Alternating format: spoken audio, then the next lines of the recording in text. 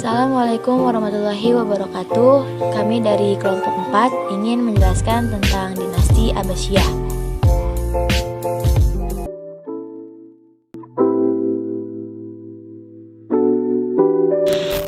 Pada penjelasan pertama mengenai periodisasi dinasti Abbasiyah, terbagi ke dalam 5 periode. Periode pertama, periode kedua, periode ketiga, periode keempat, dan periode kelima.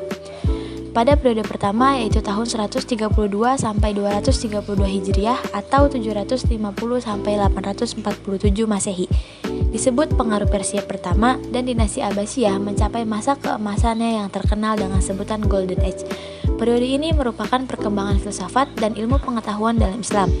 Hal ini dapat dibuktikan dengan lahirnya para filosof dan ilmuwan di berbagai bidang ilmu pengetahuan, serta penemuan-penemuan mereka. Penelitian para ilmuwan tersebut dibukukan dan diabadikan di pusat kajian dan terjemahan perpustakaan terbesar dunia yang bernama Baitul Hikmah.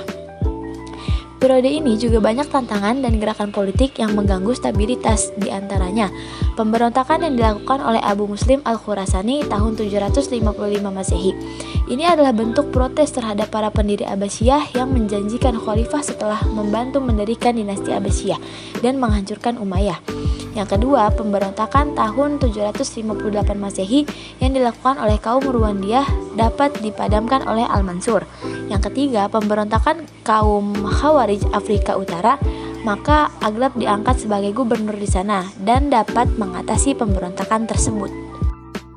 Perang ini juga banyak tantangan dan gerakan politik yang mengganggu stabilitas, di antaranya yang pertama, perang dengan Bizantium. Yang kedua, perang dengan Abdurrahman Ad-Dakhil ingin merebut kembali Spanyol namun gagal. Dan yang ketiga, pada tahun 759 Al-Mansur memimpin langsung ekspedisi Tabaristan. Para khalifah yang menjabat dinasti Abbasiyah periode ini adalah yang pertama, Abu Abbas As-Saffah 750 sampai 754 Masehi. Yang kedua, Abjafal Al-Mansur 754 sampai 775 Masehi. Yang ketiga, Al-Mahdi 775 sampai 785 Masehi. Yang keempat, Al-Hadi 785 sampai 786 Masehi. Yang kelima, Harun Al-Rasyid 786 sampai 803 Masehi. Terus ada Al-Amin 809 sampai 813 Masehi. Selanjutnya ada Al-Maknun 786 sampai 833 Masehi. Selanjutnya ada Al-Mu'tasim 833 sampai 842 Masehi. Dan yang terakhir itu ada Al-Watsik 842 sampai 847 Masehi. Periode kedua 232 sampai 334 Hijriah atau 847 sampai 945 Masehi. Disebut dengan istilah Turki pertama, dijabat oleh Khalifah Al-Ma'mun, seorang bangsawan Khurasan bernama Tahir mengontrol Khalifah Al-Ma'mun, mendirikan dua kekuatan bersenjata yaitu Zakiriyah dipimpin oleh pemimpin lokal dan Gilman oleh budak-budak belian Turki, bergantung pada pasukan asing berbeda seperti zaman keemasannya. Pasukan berasal dari rakyatnya sendiri. Pemerintahan ini lemah hingga datang masa kekuasaan Bani Buwai. Khalifah yang pernah menjabat di dinasti Abbasiyah periode ini adalah yang pertama ada Al-Mutawakkil, dia menjabat dari 821 sampai 861 Masehi. Yang kedua ada Al-Muntasir, dia menjabat dari 861 sampai 862 Masehi. Yang ketiga ada Al-Mustain, dia menjabat dari 862 sampai 866 Masehi. Yang keempat ada Al-Mu'taz, dia menjabat dari 866 sampai 869 Masehi. Yang kelima ada Al-Muhtadi, dia menjabat dari 869 sampai 870 Masehi. Yang keenam ada Al-Mutamid, dia menjabat dari 870 sampai 892 Masehi. Yang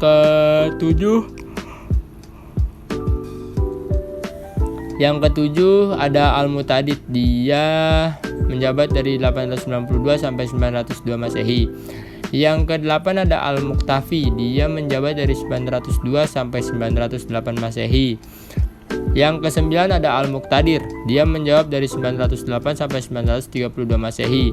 Yang ke-10 ada Al-Qahir. Dia menjabat dari 932 sampai 934 Masehi. Yang ke-11 ada Ar-Rodi. Dia menjabat dari 934 sampai 940 Masehi. Dan yang terakhir ada Al-Mutaki. Dia menjabat dari 940 sampai 944 Masehi. Periode ketiga yaitu tahun 334 sampai 447 Masehi atau 945 sampai 155 Masehi mempunyai poin-poin. Poin yang pertama, periode ketiga disebut dengan pengaruh Persia kedua. Penguasanya adalah dinasti Buwai. Yang berikutnya ada Abu Suja dan ketiga anaknya Ali, Hasan, dan Ahmad adalah pendiri Bani Buwai. Yang seterusnya poin berikutnya ada ketiga menguasai bagian barat dan bagian daya Persia pada tahun 945 setelah kematian Jenderal Tuzun atau penguasa sesungguhnya Baghdad, dan memulai kekuasaan Bani Buwai atas khilafah Abbasiyah. Masa inilah muncul banyak pemikiran Mu'tazilah beraliran Basrah. Poin berikutnya, mereka banyak meninggalkan karya yang dapat dibaca sampai sekarang, karena selama ini mengenal karya-karya Mu'tazilah dari kaum Asy'ariyah atau lawan dari Mu'tazilah. Dan poin yang terakhir, di antara tokoh terbesar adalah Al-Qadi Abdul Al-Jabar, penerus aliran Basrah dari Abu Ali dan Abu Hisham. Khilafah dinasti Abbasiyah periode ketiga ini yaitu yang pertama ada Al-Muqtafi. Dia menjabat dari 944 sampai 946 Masehi. Yang kedua ada Al-Mu'ti. Dia menjabat dari 946 sampai 974 Masehi. Yang ketiga ada At-Ta'i. Dia menjabat dari 974 sampai 991 Masehi. Yang keempat ada Al-Qadir. Dia menjabat dari 991 Masehi sampai 1031 Masehi. Dan yang terakhir ada Al-Qaim. Dia menjabat dari 1031 sampai 1075 Masehi. Lalu periode keempat pada tahun 447 sampai 590 Hijriah atau sekitar 1055 sampai 1194 Masehi. Disebut pengaruh Turki kedua yang dipegang kekuasaannya oleh dinasti Saljuk. Lalu ada Tugril Bek yang merupakan cucu yang memulai penampilan kaum Saljuk dalam panggung sejarah kerajaan saat itu. Lalu ada pada tahun 429 sampai 1037 Masehi, mereka mulai menguasai Merv dan bertambah luas hingga tahun 1055. Dan itu puncak kejayaan di Baghdad. Mengalami kemunduran sebelum kekuasaan di Baghdad dan hilang pada tahun 552 Hijriah sampai 1157 Masehi. Bidang keagamaannya itu dimenangkan oleh kaum Sunni, terutama pada kebijakan Nizamul Muluk, dan mengembangkan beberapa seni dan pemikiran filsafat dengan tokoh Ibnu Tufail dan Ibnu Rus. Khalifah dinasti Abbasiyah periode saat itu adalah Al-Muqtadi pada tahun 1075 sampai 1094, Al-Mustajir 1094 sampai tahun 1118, Al-Mustarsyid 1118 sampai 1135, Ar-Rasyid pada tahun 1135 1135 dan sampai 1136. Lalu ada Al-Muqtafi pada tahun 1136 sampai 1160. Ada Al-Mustanjid pada tahun 1160 sampai 1170, dan yang terakhir Al-Mustadi pada tahun 1170 sampai 1180. Periode kelima. Periode terakhir dari beberapa dinasti sebelumnya, namun kekuasaannya hanya di sekitar bagian Baghdad saja, dipimpin oleh Khalifah An-Nasir pada 1180 dan sampai 1255, yang berusaha mengangkat kewibawaan dinasti Abbasiyah dengan mencari dukungan gerakan pemuja Ali.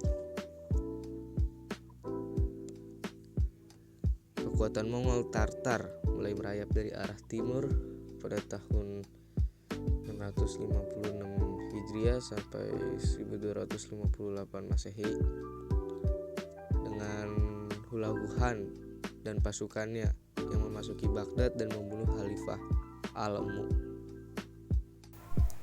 Khalifah periode terakhir adalah 1. An-Masir pada tahun 1180 sampai dengan 1225 Masehi. 2. Al-Mumtasir pada tahun 1226 sampai dengan 1242 Masehi. 3. Al-Mustasim pada tahun 1242 sampai dengan 1258 Masehi. 4. Az-Zahir 1225 sampai dengan 1226 Masehi. Karakteristik Bani Abbasiyah. 1. Pemerintahan orang Abbasiyah dinyatakan sebagai daulah atau era baru. 2. Dengan berdirinya Abbasiyah, maka berangsur-angsur pengaruh kekuasaan Arab menurun dan dikuasai atau dipengaruhi Mawali, serta diskriminasi Arab atas Mawali hilang.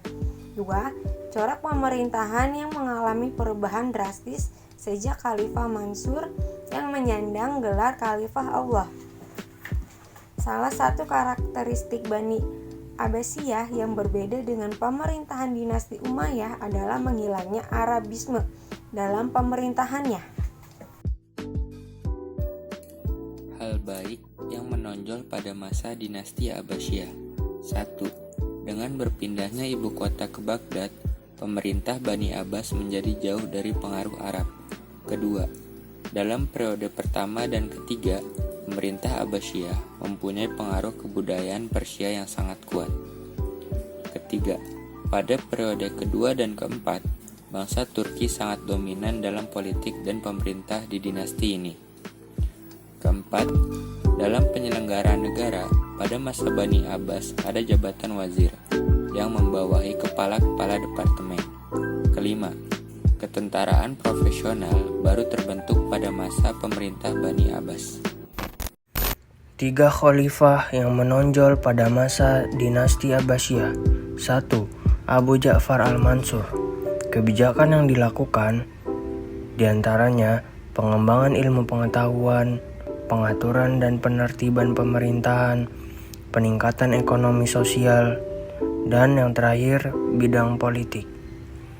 Yang kedua, Harun al-Rashid. Mewujudkan keamanan, kedamaian serta kesejahteraan rakyat. Membangun kota Baghdad dengan bangunan-bangunan megah, membangun tempat-tempat peribadatan, membangun sarana pendidikan, kesehatan, dan perdagangan. Dan yang terakhir, mendirikan Baitul Hikmah. Yang ketiga, Al-Ma'mun. Kebijakan Al-Ma'mun mengatasi gerakan pemberontakan dan penertiban administrasi negara. Hikmah yang diambil dari keberhasilan dinasti Abbasiyah yaitu 1. Meningkatkan keimanan kepada Allah Subhanahu wa Ta'ala dengan melaksanakan perintahnya. 2. Menumbuhkan semangat menuntut ilmu, baik ilmu agama maupun ilmu dunia. Yang ketiga, membina rasa persatuan dan kesatuan umat Islam dan kerukunan beragama di seluruh dunia. Hikmah yang diambil dari keberhasilan dinasti Abbasiyah: 1. Majunya peradaban Islam, melahirkan ilmuwan-ilmuwan Islam, membuat ilmu yang dimiliki penganut Islam tidak kalah pintar dengan Barat, membuat ilmuwan yang mencetuskan ilmu aljabar.